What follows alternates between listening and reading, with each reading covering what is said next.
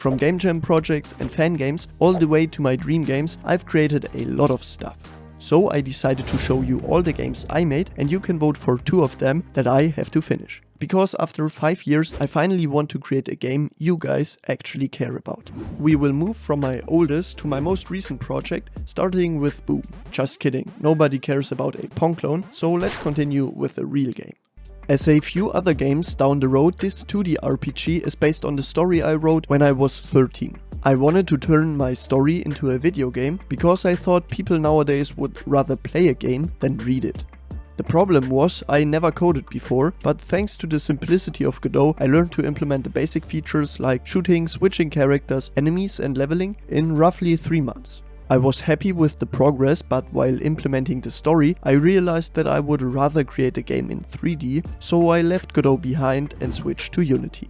Obviously, the game had the same concept, but instead of 3, I spent 6 months following one tutorial after the other, duct taping all the features together. The game had spells, destructible objects, an inventory system, shops run by lions, and quest-giving pods, which turned my game into a complete mess and led to my second unfinished project.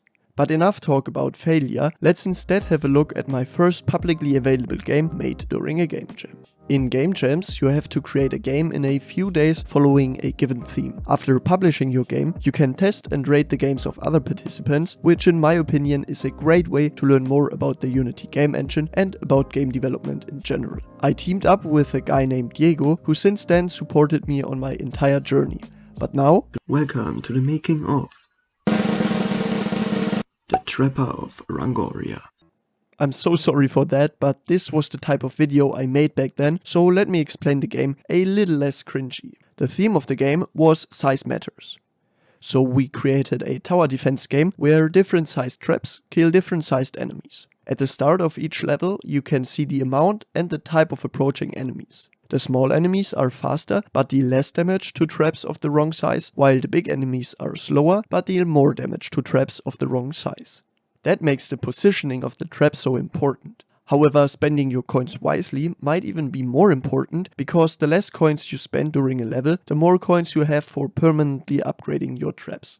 The game even has a small story, so go check it out for free on my itch.io page and tell me whether it's worth turning it into a full Steam release. My next project was my first horror game called The Last Light. It was made during the Dev Atlas Game Jam with the theme One Light Source, and together with Diego's art skills, we managed to get rank 1 out of 47 entries, which was a pretty big achievement for us back then, and here is the concept. You played this guy who has the last functional lamp on Earth because those guys want to banish every form of light. In order to keep the light alive, you have to collect wood and avoid or kill those monsters by flashing the lamp, which consumes wood. Once you escape the house, you have to find a way into the lair of horror and kill the master of them. So check out the game on itch.io and see if you can beat the boss. Next up, we have The Dog. It has always been my friend's favorite game and should become a multiplayer horror game with up to 5 players. One has to haunt the others while they are looking for their lost dog in spooky places. The hunter can choose 1 out of 3 monsters with different abilities to scare them, which increases their fear.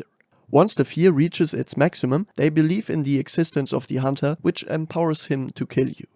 Bruno, a friend of mine, created 3 different pretty scary maps and even made some trailers for them. Sadly, my graphics card died, and since I couldn't afford a new one, I didn't touch the project for roughly a year. When I returned, I got overwhelmed by my spaghetti code and didn't know where to continue. The devlogs are still up, so check them out and tell me if I should return to this project. It was around that time when I finished the novel I mentioned earlier, and I thought that 2 years of game development might be enough to make a local multiplayer game like Lego the Hobbit, but based on my own story. I had already started programming the base features in Unity when that video slid into my eyes. I agreed with most of his critique points, so I gave Unreal Engine a shot. Implementing the core features like split screen and the enemies felt so simple that switching back to Unity was no option. Over a couple of months I got the game into a pretty decent state, but I realized that a project of that scale will take me a couple of years to complete, which was a little intimidating to me, so I decided to postpone another project. After all those incomplete games, I challenged myself to finish a game in 2 weeks. In that time, I created my most played game so far, which is Defend of Short People, an Attack on Titan fangame. You can fly across Shiganshina and decapitate those titans in order to save the citizens. Once you killed all the titans, you can fight the colossal titan and unlock your rank calculated by the amount of people you saved and the time you needed. So download the game for free and show me what rank you got on the community Discord server. I hope to earn some money with my next game. I plan to spend 9 months on a space-themed shooter in first person and spaceship fights where you have to raid other spaceships in order to get upgrades, new ships or whole space stations.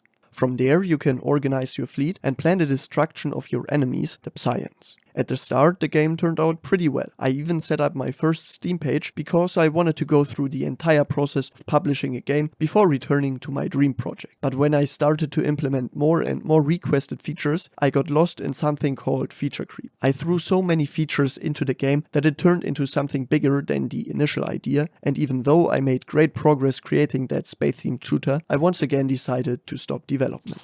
With yet another failed project, I wanted to succeed once again and therefore created Àrengard Invasion. It is a multiplayer party game for up to 4 players. The goal is to defend your beloved treasure from greedy goblins while choosing between 4 classes. It was done in 3 weeks, showed me how easy multiplayer game development can be, and taught me a few things about publishing a game on Steam. The next chapter is my personal favorite, since it taught me the most important aspect of game development. With the goal in mind to create a good video game in 6 months, I first of all made a concrete plan from start to finish.